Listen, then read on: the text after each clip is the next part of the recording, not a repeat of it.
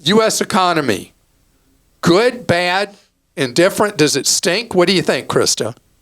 Oh, don't put me on the spot like that. I'm going to get a bunch of Clark stinks no matter what I say. I know that, because people will immediately, we have people who are involved in the political process, they'll immediately go political. Yeah, this is no, not that. Leave me out of it. You go ahead and tell us. Oh, so they only think I stink. Mm-hmm. Okay, so here's the truth. The U.S. economy is the strongest economy right now in the developed world. I mean, it's crazy that the U.S. share of economic activity in the world has actually gone up, while other countries have lost market share or share of total world economic output. And it's been really fantastic on a lot of levels.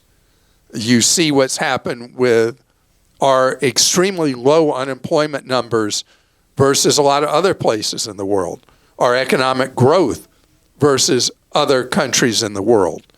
But part of it is like a sugar high. It is fake.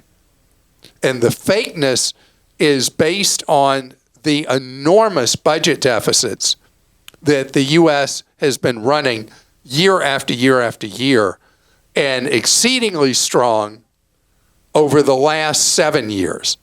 And so these budget deficits have put us in a position where it's part of the reason for the inflation we've had, because this federal spending has actually led to some what's called pulled forward demand that has pushed prices up. And we've got things we've got to deal with, because these budget deficits are not sustainable. And you may or may not have heard it. It was kind of buried in the news. Newest report on the financial solvency of Social Security and Medicare stinks for both. And the estimate of when they're going to run out of money to pay the claims for Medicare and pay the monthly checks promised for Social Security is sometime early 2030s. And so each year the estimates change a little bit, but it's soon. And so it is true. Our economy is fantastic. People don't feel it because of the brutal impact of inflation that we've had since 2019 till now. And that inflationary cycle has been bad, ugly.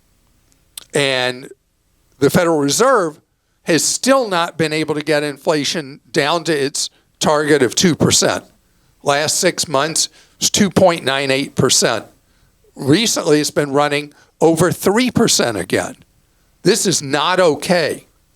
And the reality is, if we were to get our act together on what we spend versus the tax dollars we bring in other words, reduce the gap, reduce the deficit, I would like it to be zero, that will also bring down inflation. It's just a fact. We have too much money circulating. And one of the effects is the inflation we've had. The other thing is we've got to get our federal spending act together. We've got to do it, and the politicians have got to be honest with us, because if we can't even get that together, what happens when economic times are really bad?